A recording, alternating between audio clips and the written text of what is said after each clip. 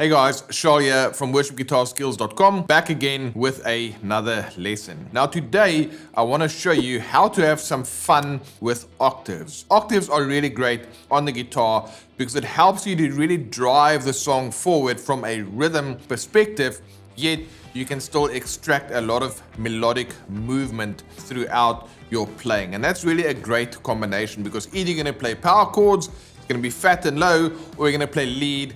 It's going to be nice and melodic, but you're kind of losing some of that bottom end. Octaves is almost like combining those two things together. Now, what I'm going to show you is the first video in this series. I showed you a simple line using chord tones. I'm going to show you how to play that with octaves and then how to use that same idea and translate it to 3 different applications. And then once you get how that works, you can go ahead and apply it in your own playing. So let's get right into it, and let me refresh your memory by playing the original line that we looked at, and then afterwards we'll look at how can we take that concept and use octaves to still have that melodic movement, but to really fatten it up at the same time, which is an awesome combination. Let's check out the melodic line first.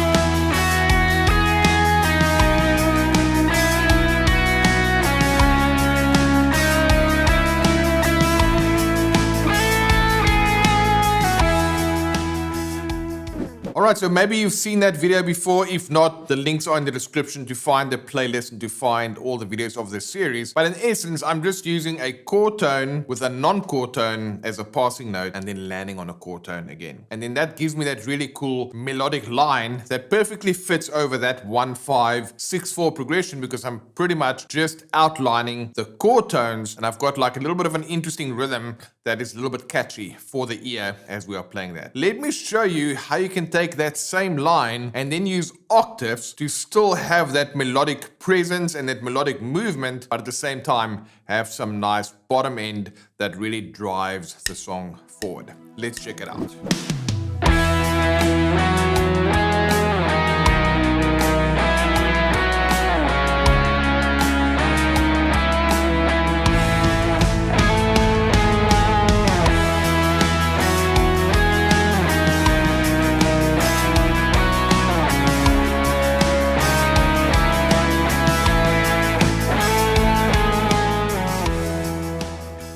Alright, so I don't know about you, but I really like that line. It is something that can fit perfectly in a verse or even a chorus or a bridge. While the vocals are going, you're adding some melodic movement there, but it's not from a lead guitar perspective that it's really attracting too much attention. And I found that in cases like that, especially with a one guitar setup, when you're using octaves like this, and when you can combine the rhythm aspect together with some melodic nature that you typically have when you have 2 guitars and one of them playing a lead, you know, that sits really well in the context of that setup with one electric guitar. Now let me just quickly show you what we did there. The chords, we started on E.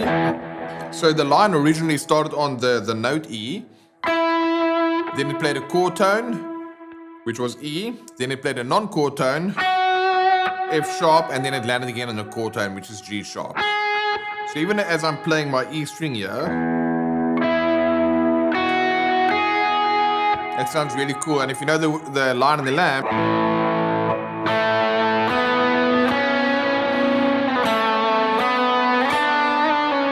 so just those first 3 lines, first 3 notes of that line in the lamb, it sounds exactly like this. Now I just had a slightly different rhythm with what I played here. But instead of playing those individual notes, which is E, F sharp, G sharp, I can do it as octaves. Can you see it's the same line, but it sounds so much bigger. Then for the B, we started on D sharp, which is a chord tone, went to E, which is a non-chord tone, and then we landed on F sharp, which again is a chord tone. So then we add, instead of this, we add. So it's quite nice when you see it like this. This is a chord tone, and that's a chord tone, and I just have this passing note in the middle. And then for B, for C sharp, before we played this, and I'm just going to do that again with an octave. And then for A, I stayed on the E, then I played an A and a G sharp. So E. That's really the line. So nice and slow it will be.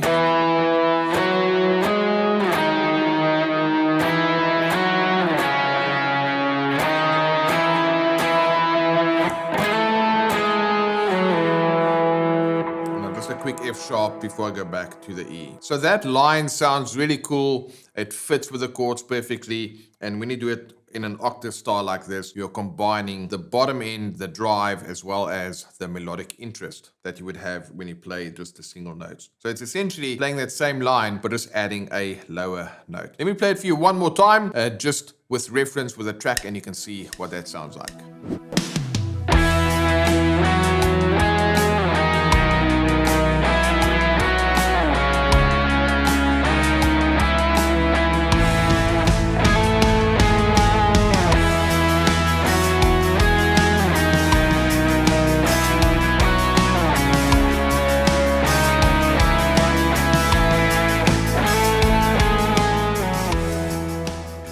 Now, in the beginning of this video, I said I'll show you 3 different approaches with the octaves. Now, this first one we played had kind of a little bit of an anticipation for the following chords. So 1 and 2 and 3 and 4 and 1 and 2 and 3 and 4 and 1 and 2 and 3 and 4 and 1 and 2 and 3 and 4 and 1. But if you want something that doesn't call so much attention to it through the use of a syncopated rhythm like I've just done, you can keep it nice and simple and just play.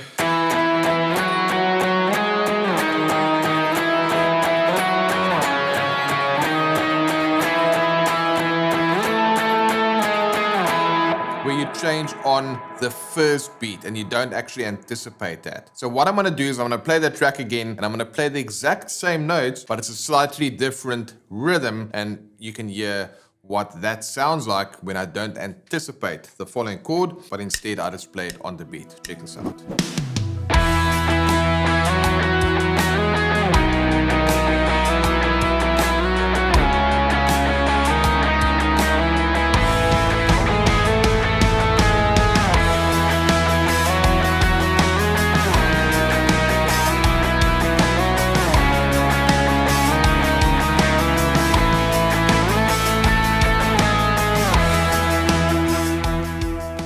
Alright, so for that one, instead of playing the melody line like I had before, now I'm actually playing the 16th note rhythm, and I'm just using the octaves and I'm sliding into the next octave as well, just to kind of give it a little bit of that vocal lyrical feel, because that's kind of how singers scoop into notes. So all that's happening there is this rhythm, and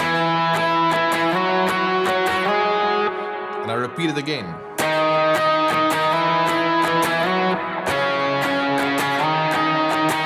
For the end, I stay here. So that final line is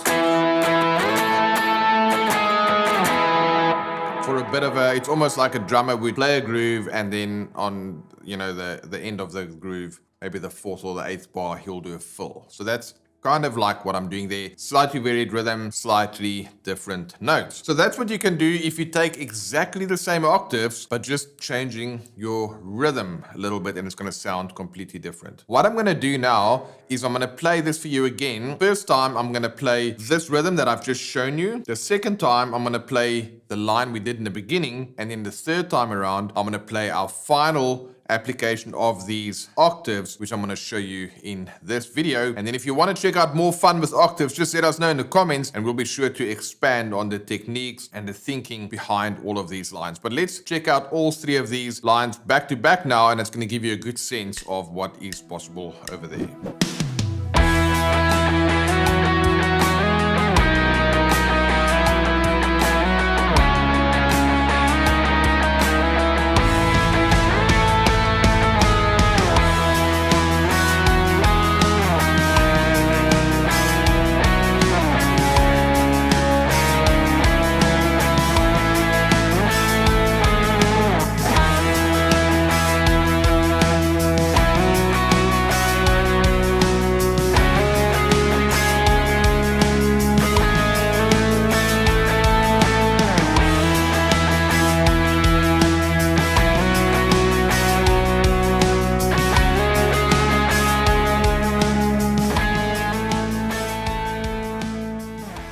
Now for this one, it was slightly different in the fact that when we played the E chord, I just went from D sharp into E. So it's a little bit of a, that sounds weird over an E, but it creates some tension. So we're going, and then we're resolving it. And then when we go to B, I'm starting from E to F sharp, because F sharp is a chord tone in B. And then when we go to C sharp minor, I'm starting from F sharp into G sharp, because G sharp is a chord tone of C sharp minor. And then I'm starting from G sharp into A, because of course A is the root note of an A chord. And then that was, so I'm pick, slide, pick, pick, pick, or rather strum, slide, strum, strum, strum. And then that gives me this slow ascending line that builds across multiple chords.